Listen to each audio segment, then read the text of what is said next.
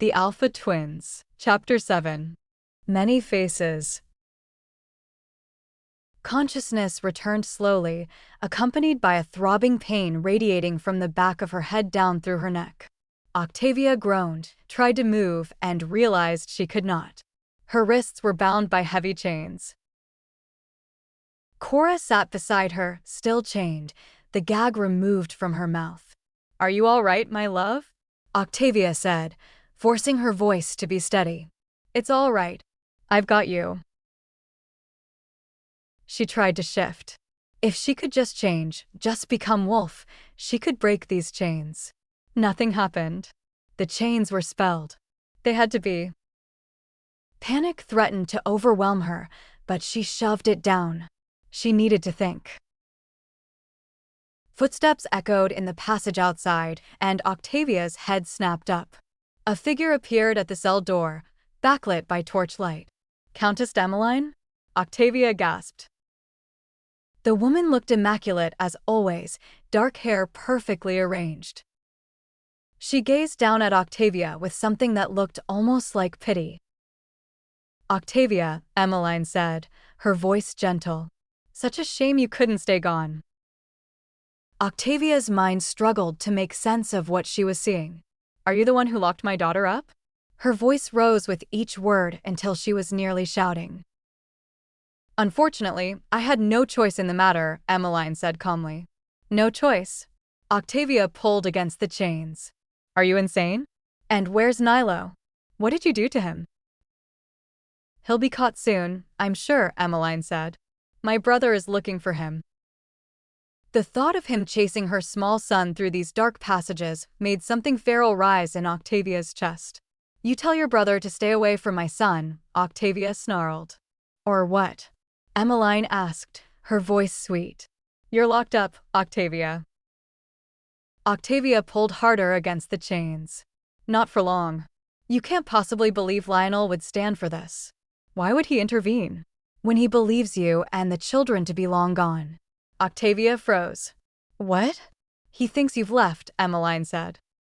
"He wouldn't just take your word for it," Octavia said. "He'd want to check." "Oh, absolutely," Emiline said, nodding. "He would, wouldn't he?" She paused, tilting her head.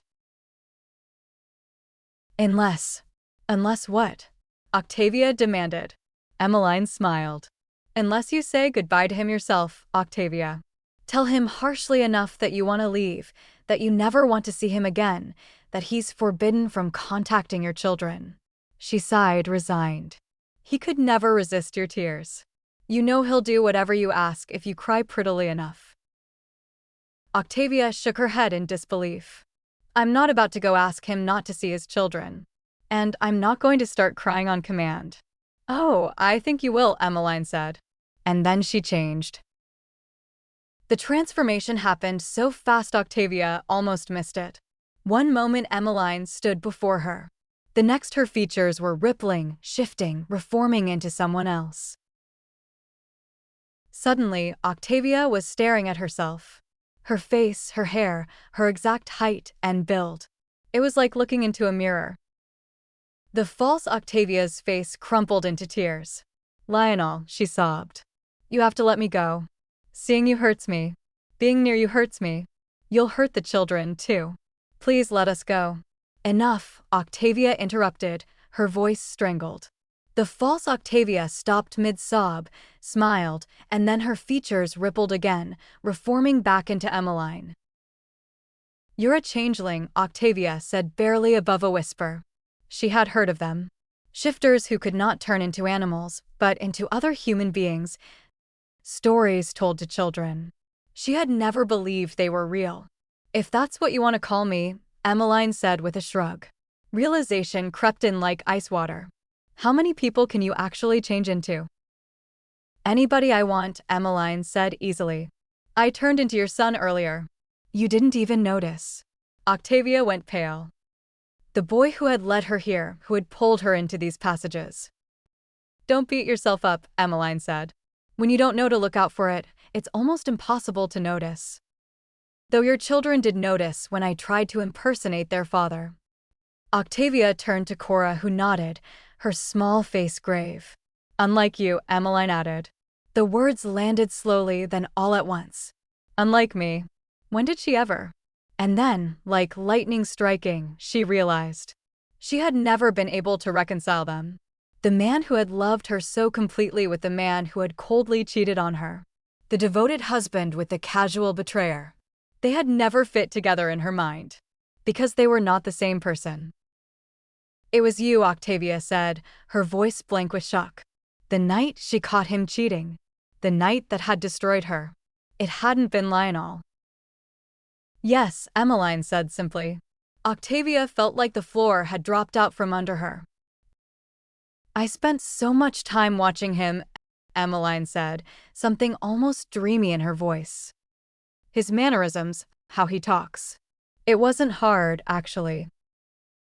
The difficult part was convincing him to let you go. Your letter helped, but he tried to come after you that morning. Octavia's voice came out as a snarl. Well, you were impersonating him. Where was my husband?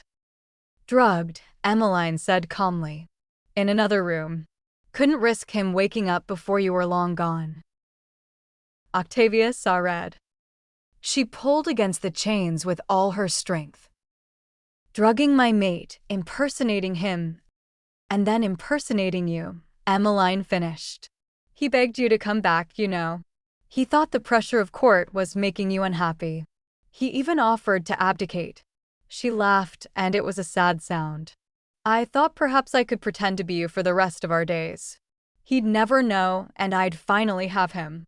But I want him to love me for myself. Her smile turned brighter.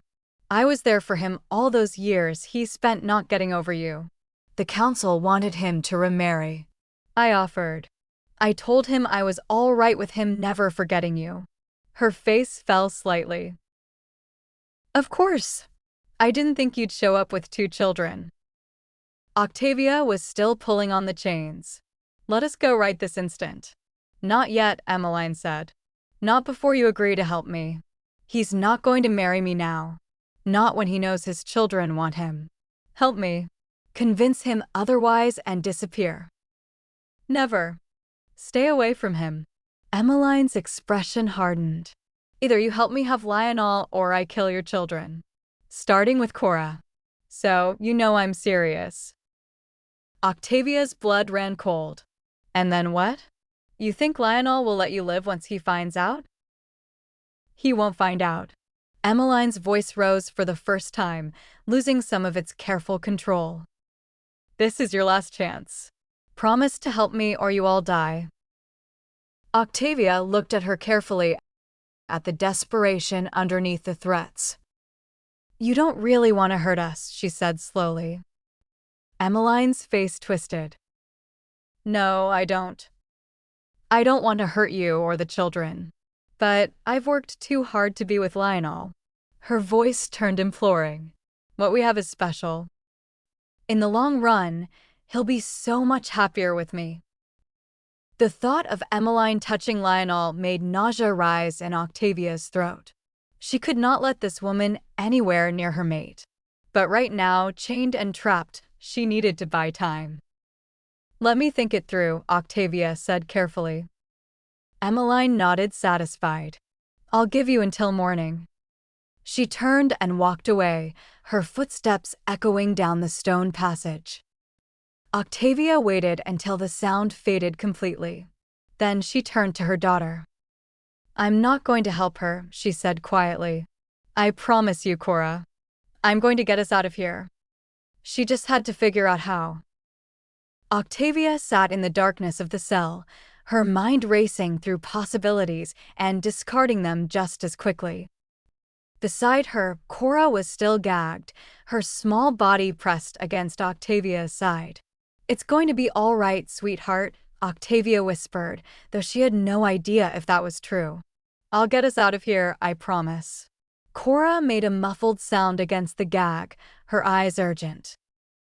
A sound in the passage made them both freeze. Footsteps, small ones, padding softly across stone. A small blonde wolf pup appeared at the cell door, his green eyes bright in the darkness. Nilo, and he was carrying keys in his mouth. Relief crashed over Octavia so powerfully she felt dizzy with it. The pup wagged his tail once, then shifted. Within moments, Nilo stood there in his human form, holding a set of keys in his small hands. I got the keys from the guard station. They didn't see me. Oh, my clever boy, Octavia breathed. Nilo fumbled with the lock, his small fingers shaking. It took 3 tries, but finally the cell door swung open. The moment she was free, Octavia reached for Cora's gag, untying it with trembling fingers. Cora gasped as soon as it was off. "Mama." Octavia pulled both children into her arms. "Are you all right, both of you?" "We're fine, Mama," Nilo said, his voice muffled against her shoulder. "I bit the fake father," Cora said with satisfaction. Hard. Despite everything, Octavia felt her mouth twitch. "Good girl," she stood, her legs unsteady. Oh wow, guys, again. Didn't see that one coming. The man Octavia thought betrayed her never actually betrayed her at all. He was not lying. For years, she carried the pain of a lie carefully crafted by someone who watched her family from the shadows, waiting for the perfect moment to tear it apart. Can you imagine what that realization must feel like? And now that same woman has made her choice. Help her steal Lionel. Or watch her children die. That's crazy. But Emiline made one critical mistake. She underestimated the twins. That's for sure. If you enjoyed tonight's chapter, please like, subscribe, and turn on notifications. It really helps support the channel and keeps these stories coming. Thank you for listening, and be safe out there.